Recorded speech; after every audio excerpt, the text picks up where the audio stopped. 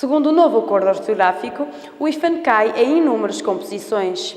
A conjugação perifrástica do verbo auxiliar haver, juntamente com a preposição de, perde também o seu elo de ligação. Dito isto, parece complicado. Será que os vila-realenses descomplicam esta situação? Segundo o novo acordo ortográfico, como é que se passa a conjugar o verbo haver com a preposição de? Sem hífen. Cai o hífen. As sem o hífen, não é? Estes verbos passam a perder o hífen, sendo só agora uma palavra. Esses verbos perdem o hífen e passa a ser só uma palavra. Fica asde na mesma, só que sem o hífen. Deixa de haver hífen, passa a ser só uma palavra.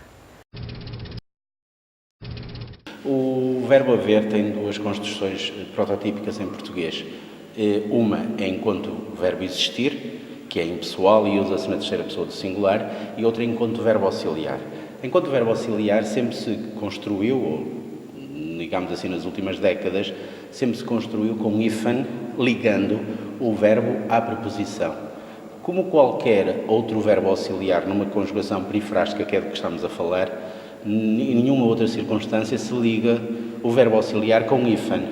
Significa isto que deixou de existir também com o verbo haver, porque não faz sentido absolutamente nenhum ligar-se um verbo auxiliar à preposição. Ainda se fosse ligado ao verbo principal, isto é, por exemplo, nesta construção, hás de correr, hás de viver, a única justificação para a existência deste hífen era a existência de um outro hífen a seguir para ligar isto como um complexo verbal. A partir do momento em que não se liga, só se liga um verbo auxiliar à preposição, nunca se liga ao verbo principal na construção frásica, nunca fez qualquer sentido a existência deste hífen. E o que agora o acordo ortográfico vem fazer é exatamente limpar esta situação e desmistificar e não colocar qualquer hífen. Porquê? Porque se eu usar, em vez do verbo haver, o verbo ir, eu vou correr, ou o verbo vir, eu venho de